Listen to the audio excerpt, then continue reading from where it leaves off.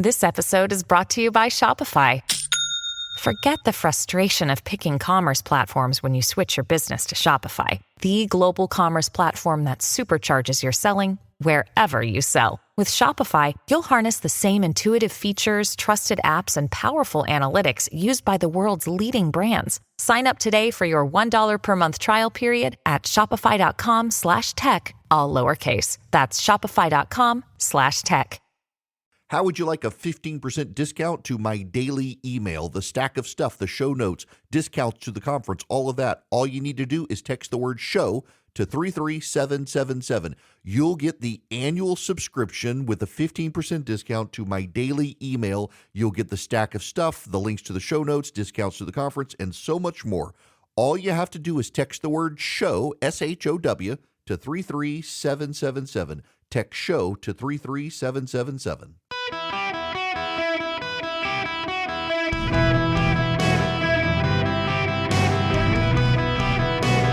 Welcome to the Eric Erickson Show podcast, Hour 3. Hello, America. Welcome. It is Eric Erickson here across the nation. The phone number, 877-973-7425 if you want to be on the program.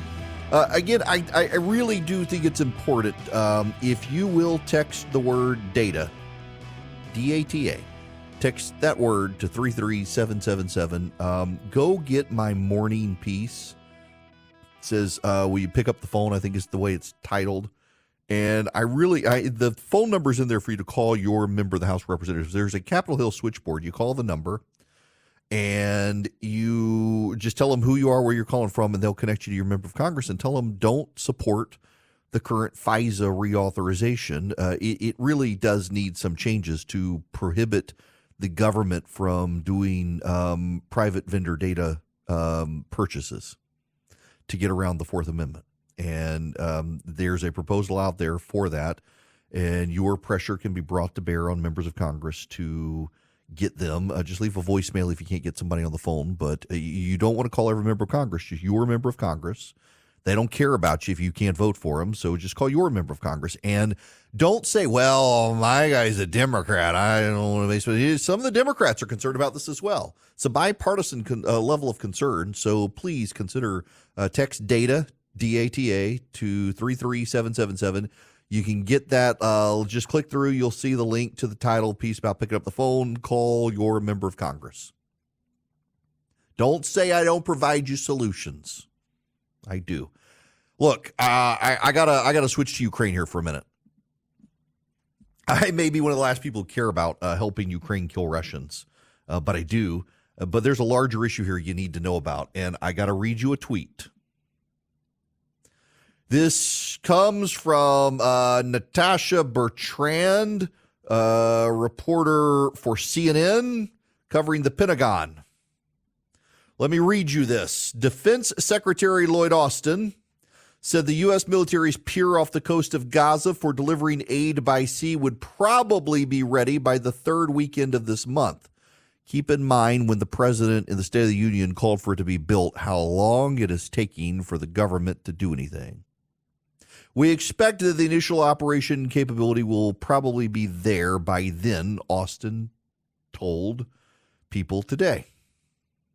Asked why the Biden administration is discouraging Ukraine from striking Russian energy infrastructure, Secretary Austin acknowledged that the administration has concerns about how it will affect the global energy markets. Quote, certainly those attacks could have a knock-on effect in terms of the global energy situation, but quite frankly, I think Ukraine is better served in going after technical and operational targets that can directly influence the current fight. You know what can directly influence the current fight in Ukraine? Blowing up the oil refineries, producing the fuel for the aircraft and the tanks in Russia. I need to paint a very specific picture for you here. I need to show you what's going on here. And you should be bothered by this. Whether you support funding Ukraine or not, you should be bothered by this. On October 7th, 2023, Hamas invaded Israel, killing over 1,000, close to 2,000 Israeli citizens, kidnapping over 100, close to 200, bringing them back to Gaza. Many of them are now dead. The United States had Israel's back in taking on Hamas until Joe Biden won the Michigan primary, but with about 15 to 20% of Michigan Democratic primary voters saying they were uncommitted. It embarrassed Joe Biden, and those uncommitted voters, many of them turned out to be pro-Hamas, terrorist-supporting Americans who hate Israel. Joe Biden, as a result of the anti-Semites refusing to back him in the Democratic primary, has decided to back away from supporting Israel because the anti-Semites in the Democratic Party have demanded it. So Joe Biden is now throwing Israel under the bus to placate anti-Semitic terrorist sympathizers in the Democratic Party, some of whom were over the weekend in Dearborn, Michigan, chanting "Death to America." Joe Biden is also concerned about oil prices, because if oil prices get too high, it could cause prices at the grocery store to go back up, as part of the price of everything you buy has factored in the fuel transport costs of that item. And so Joe Biden is now telling the Ukrainians to stop your strategic bombing of Russian petrol facilities because it could cause a spike in gas prices around the world. Yet again, Joe Biden is willing to sell out an ally for his own political expediency in the United States. So let's just do a quick review here so you understand what Joe Biden's leadership in the United States is costing us. Joe Biden cannot secure the U.S.-Mexico border because it would be acknowledging he could have done it all along, and that might hurt him with voters. Joe Biden is telling Ukraine to not take on Russia aggressively because that could spike fuel prices, and so he can't afford the political fallout here at home. Joe Biden is abandoning Israel because the anti-Semites in the Democratic Party have demanded it, or else they stay home in November. So he's abandoning two allies and our national sovereignty and security, all for the sake of winning Democratic Party voters. And let's jump to menthol cigarettes. Joe Biden is now walking back a ban on menthol cigarettes because disproportionately smokers of menthol cigarettes are in the black community, and he's afraid of upsetting the black community before the election. So you black voters who are going to vote for Joe Biden understand he's going to ban your cigarettes after the election, just not before the election, so that you don't think twice about voting for him. This isn't leadership. We were told the Democrats were the leaders. We were told Joe Biden was the adult in the room. We were told Joe Biden's a return to normalcy. But what Joe Biden is doing is he's jeopardizing the national security of this country and our allies to win re-election. And I'm sure the Democrats are rationalizing that, you know what, we get through the election, we can betray the conservatives and then we can betray the progressives after the election. We can stick it to Russia. We can allow Ukraine to blow them up. We can jack up fuel prices because who cares? We want to jack up fuel prices anyway to discourage people from buying internal combustion engine cars. But they can't do it right now because they got to win the election first. They'll go back to supporting Israel. I'm sure Joe Biden thinks in his head, I'll go back to supporting Israel after the election, but I have progressives with me right now. No guarantees he actually will go back to it, but you understand how politicians think, particularly career politicians like Joe Biden. Career politicians like Joe Biden decide he's the indispensable man in the room. In fact, Joe Biden's entire 50-year history has been of a man who views himself as indispensable and the smartest man in the room, even though he's a blithering idiot, and now a blithering idiot with dementia.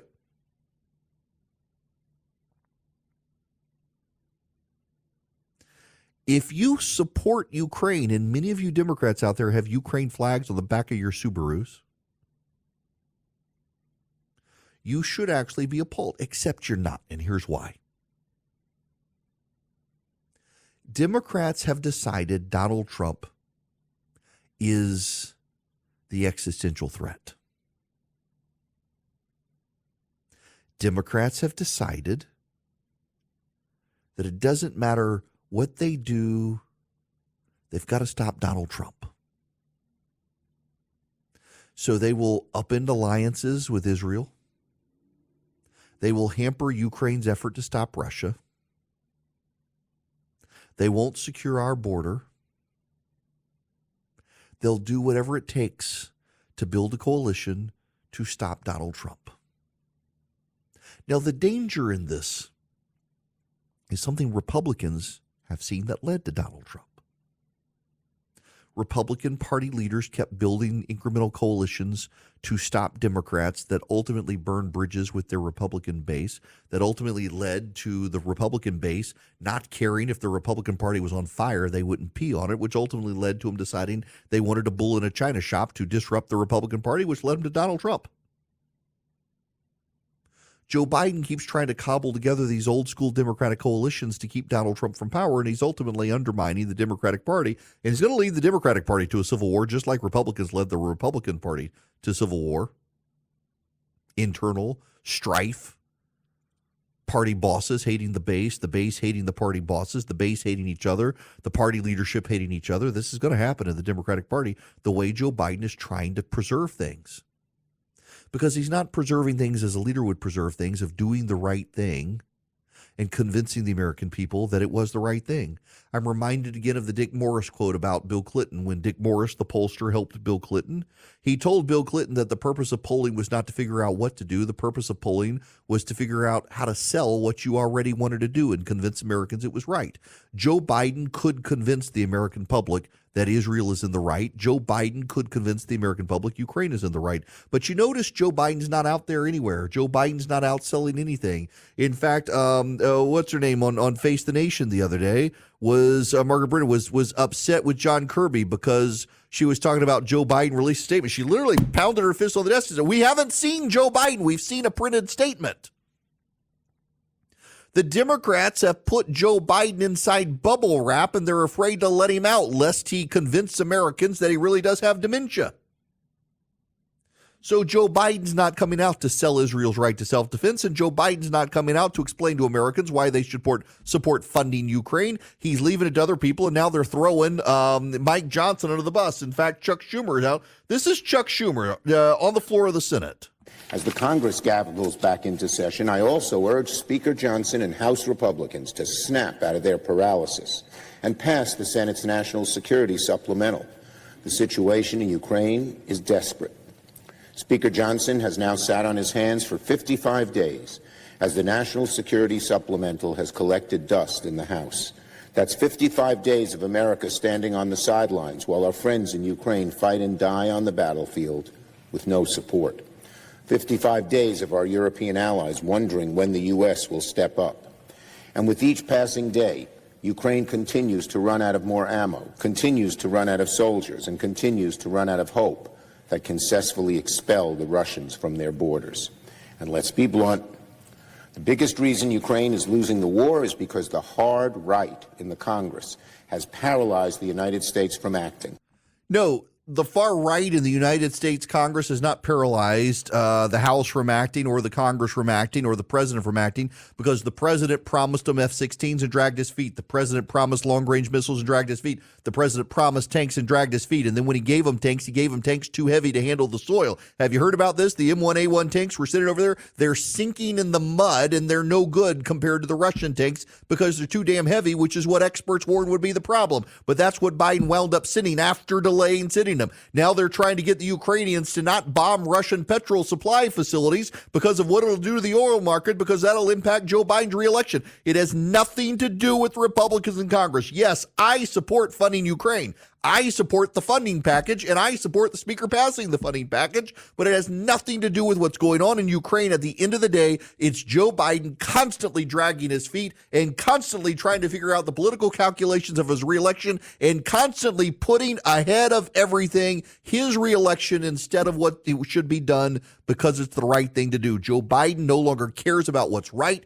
He cares about winning re-election because he cares about stopping Trump. And all the Democrats who lecture us all the time about doing what's right and leadership are more concerned with stopping Donald Trump. And they've justified in their head that that is ultimately what's right and that is ultimately leadership, because you got to stop Donald Trump because he's the existential threat that keeps them up at night. Meanwhile, Vladimir Putin and Xi Jinping and the terrorists of Hamas are winning, not because of House Republicans, but because of Joe Biden caring so much more about his reelection than actually helping our allies and securing our border. Hello, it is Ryan, and I was on a flight the other day playing one of my favorite social spin slot games on ChumbaCasino.com. I looked over at the person sitting next to me, and you know what they were doing? They were also playing Chumba Casino. Coincidence? I think not. Everybody's loving having fun with it. Chumba Casino is home to hundreds of casino-style games that you can play for free anytime, anywhere, even at 30,000 feet. So sign up now at ChumbaCasino.com to claim your free welcome bonus. That's ChumbaCasino.com and live the Chumba life. No purchase necessary. VGW. Void were prohibited by law. See terms and conditions. 18+. Hello there. Welcome. It is Eric Erickson across the nation. The phone number 877-973-7425. If you will recall, a month or so ago, there were 10 cases of measles that broke out in Florida, and the national media had a massive field day blaming Ron DeSantis and his Surgeon General for vaccine skepticism of all the rich white liberals who are hesitant. By the way, it is a guaranteed certified fact that vaccine hesitancy began among white progressives who were convinced that it caused autism and they weren't getting their kids vaccinated. It was goofy white liberals doing it well before it was anybody skeptical of the COVID vaccine. But there was a massive, massive media blame game against Ron DeSantis and his secretary of, his Surgeon General because of 10 cases of measles in Florida. Clearly, it was vaccine, COVID hesitancy, and anti-science skepticism that caused it. Well, 57 confirmed cases of measles now in Chicago. The Chicago Public Health Department says 33 are children below the ages of 4, 7 are children 5 to 17, 16 are adults 18 to 49, and 1 is over 50 years old. Spread of measles in Chicago. You will notice you're not hearing a lot about this from the very same media that blasted Ron DeSantis over 10 cases. Why? Because it started among illegal aliens in Chicago.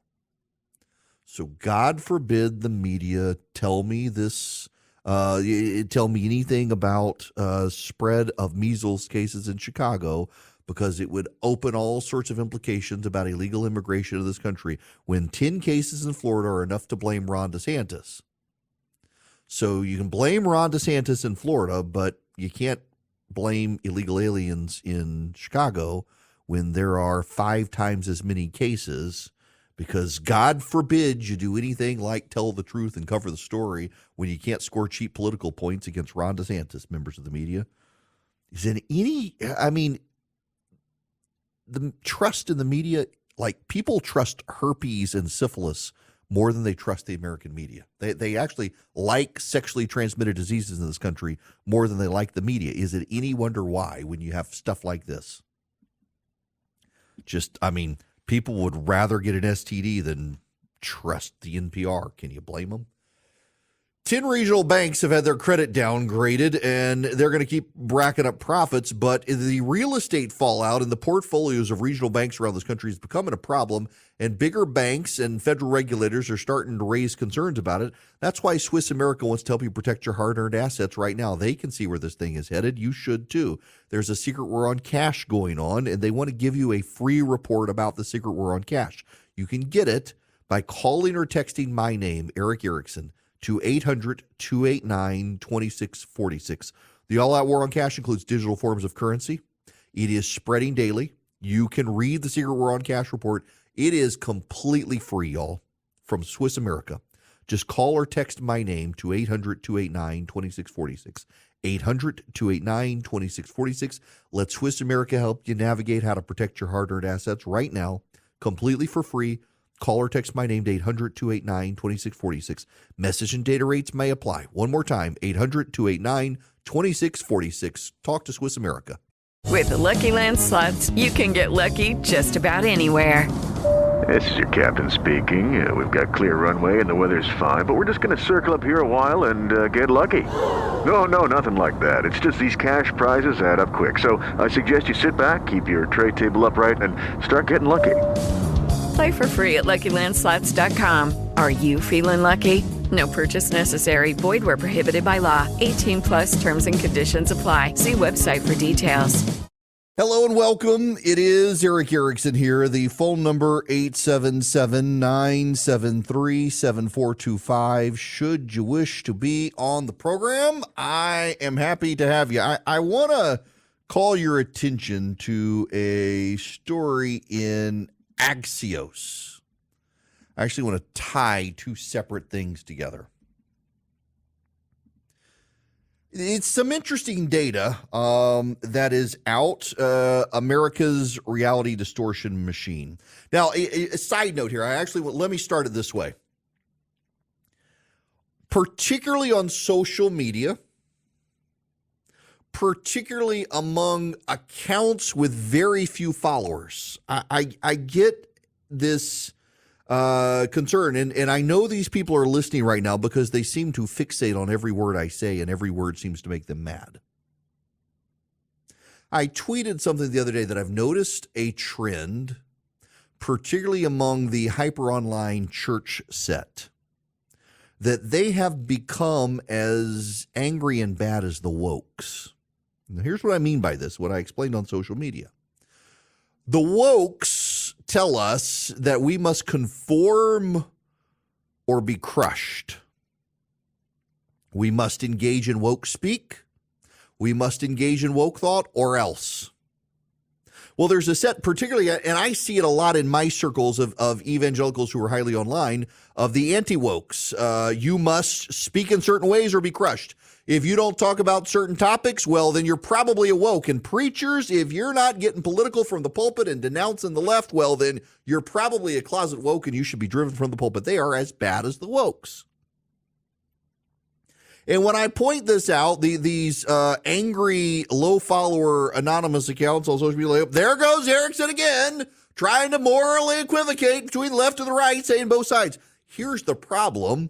Is if you can't hold your own side accountable, no one will. I got a lady, she emailed me. She says, why did you say, if you think Joe Biden is as bad as you say he is, why did you say you didn't vote for Trump in the primary? Because the primary is the perfect time to send a signal that you're not satisfied with the results. You hope the party does better without blowing things up in November. Would you rather I cast a protest vote in the primary or the general? You tell me, because I'm one of millions of Amerians who think the GOP could have done better.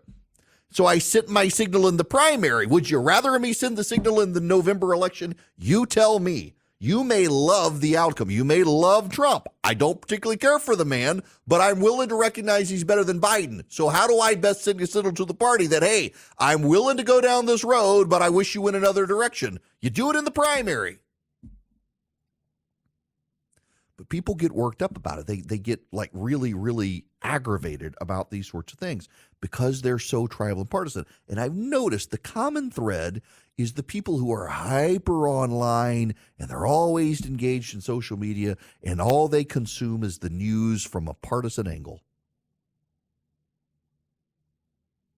I bring this up because there's a remarkable amount of data out there now about how most Americans really aren't as divided. In fact, if anything, most Americans lean more and more conservative. Did you know?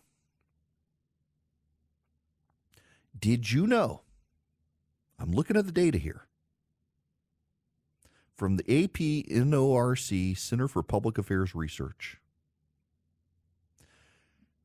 78% of Americans, 78% of Americans, 78% believe the right to keep and bear arms is important.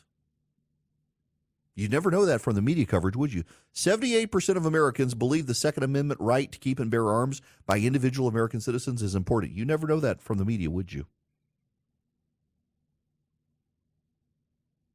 95% of Americans believe people should be able to practice their religious faith in their daily life. You wouldn't know that, would you, from the media? You'd have no idea that basically 80% of Americans believe that people should have the right to own a gun. Now, they may disagree on the extent of the regulation, but 80% of Americans think that American citizens should be able to own a gun. 95% of Americans believe that you should be able to practice your faith outside of 11 to 12 on a Sunday. You should be able to do it in your office. Overwhelmingly, Americans agree on these things, and Americans tend to be more socially conservative. Latinx has kind of been dropped, except by the hyper-wokes, because most Americans think it's a nonsense word. Most Americans actually believe that a girl should not have to compete against a boy in girl sports. Most Americans are not as divided as either the far left or the far right would have you believe. Now, I'm a conservative. I'm a conservative because I'm a Christian. I think that we're all sinners, and I want as few in charge of me as possible. But I'm also trying to be an intellectually honest conservative, recognize there are flaws on the right, and there are people on the right who are malcontented actors just like there are on the left. I mean, everybody's a sinner. There are sinners on the left and on the right. And I think my view of how I do my job and how I should live my life, even outside of my job, is to be somewhat missional, to persuade people to come to my side. See, there is a body of people on the right now, just as there are on the left, who have decided the other side is the enemy and they're not persuadable, and we just have to beat them. The data actually shows otherwise. The data actually shows overwhelmingly Americans are persuadable. Overwhelmingly Americans are persuadable. But the people who are really, really online, the people who are really into Twitter, the people who are really into watching OAN or RSN or whatever the Trump news network is, they've decided that the other side is irredeemable, bad, the enemy, and we just have to beat them. What the data actually shows is that if you're missional to them and you are persuadable, that you might be able to persuade them to your side. But if you ever take a class on persuading people, the one thing you can't do is be intellectually dishonest. You can't tell the other side we don't have these problems on our side because they see it all the time. And in fact, the news they consume fixates on the problems on the right. So you're not going to persuade people to come to your side if you refuse to acknowledge you've got clunkers on your side too. I mean, Marjorie Taylor Greene thinks that it should be her way or the highway, and that the base of the Republican Party, the MAGA populist movement is in charge and should win all the time. The problem is a majority of Americans don't necessarily agree. And Marjorie Taylor Greene could be more effective if she was persuasive to people that her side is right, as opposed to just trying to bully to get her way. She sees the other side bullying, and it works in the media. The other side gets disproportionate attention in the media. The Ivy League caters to the progressive side. And so they've concluded that because the Ivy League and the media and corporations are bowing to the left, we've got to be nasty bullies like the left. But actually, Americans are tuning all of that out, and Americans are turning out all of that, and Americans are rejecting all of that. And you have an opportunity in this country on the right to persuade Americans to come to your side because they're rejecting the bullies of the left. And when the response on the right is to be as nasty and bullying and in your face as the left, what happens is a lot of Americans just sit back and say, no, thank you, not me. Now, I realize I'm somewhat anomalous in what I do because a lot of other talk radio shows now are just totally in the tank. They don't really think for this. They claim they think for this. So they're just asking questions. And asking questions is being thoughtful. It's just being a poop stir, conspiracy theory feeding. Ben Shapiro actually did a monologue on this the other day. It's not actually thoughtful stuff. It's just we're just asking questions. We're catering to the crazy crowd.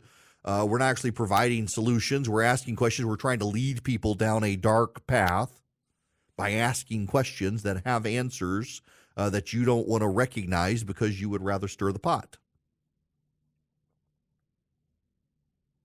I see this all the time on social media. People in particular, they get really mad at me for saying, yes, there are malcontents on our side, and we should call them out. My view has always been, and I've always been right in this, by the way. There are many things I've been wrong about in my life, but this is one I've always been right about. If we don't hold our side accountable, the voters ultimately will. And I would rather my side win in perpetuity, but there's no such thing as perpetual majorities in the United States.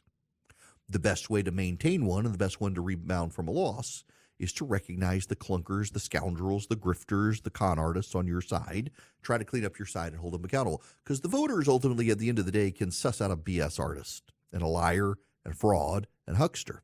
But what they first prioritize getting rid of are the bullies, which is why I think the left in this country is actually doomed, because the left has decided that bullying is the path forward for them. At this point in the left, in the mind of the left thinks they can march down the street, they can silence anyone who dissents, and there will be no backlash. In the halls of Congress today, there are angry, obese white people protesting over Gaza. And when I say angry, obese white people, well, there was a skinny white girl, but it's overwhelmingly white people.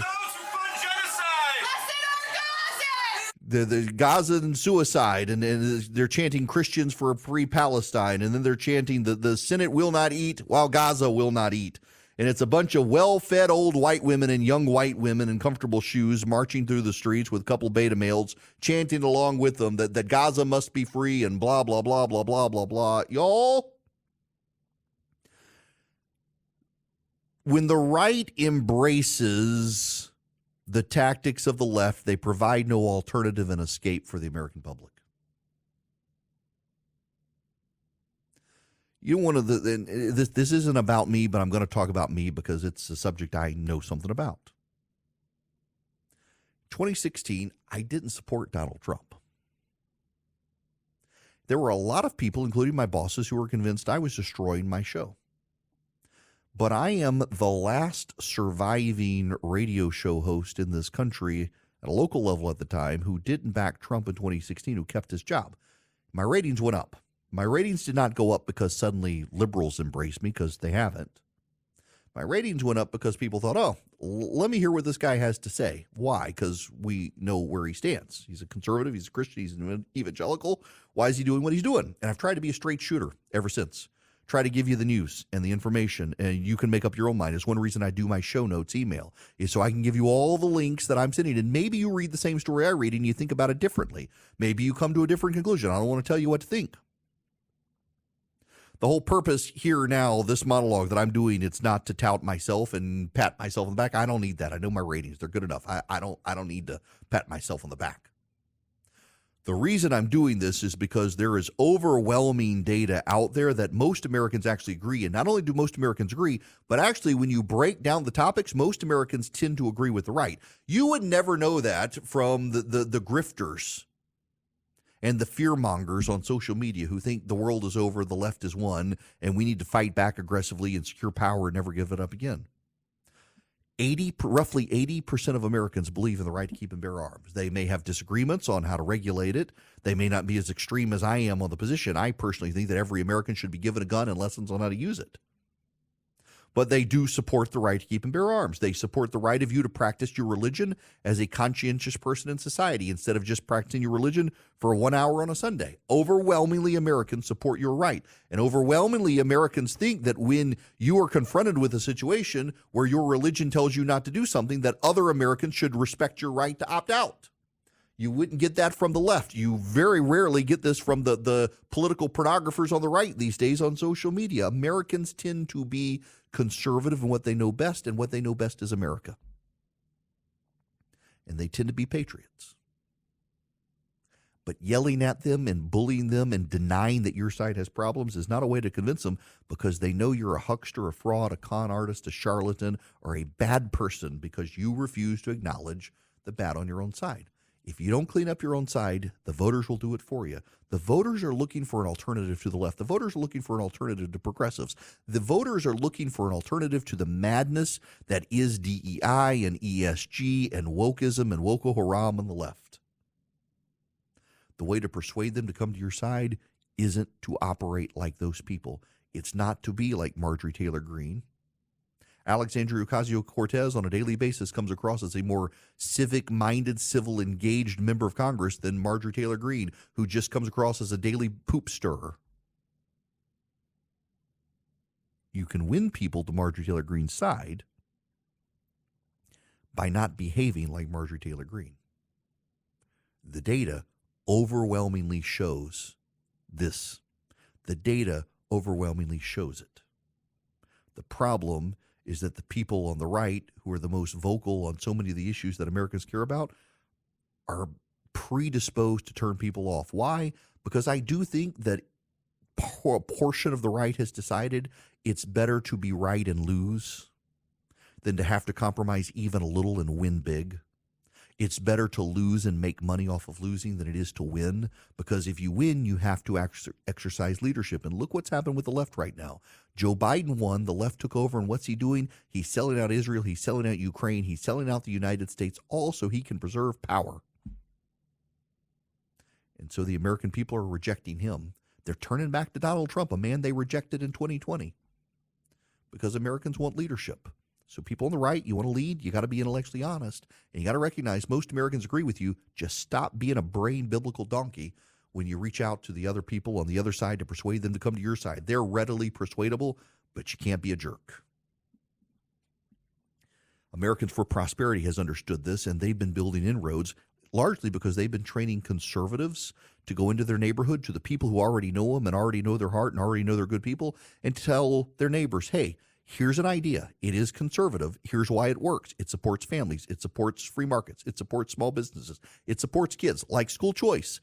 AFP has been remarkable at getting school choice passed around the country by having neighbors go door to door and say, hey, here's the situation. I need your help. Here's why it's a good idea, and here's what you can do. And it's been remarkable, and it's worked so well. Americans for Prosperity puts points on the board for conservatives around the country by building out a conservative base of activists who aren't jerks, but actually are highly informed people in the local community who care about their neighbor. You can be a part of it. All you have to do is go to americansforprosperity.org/Eric.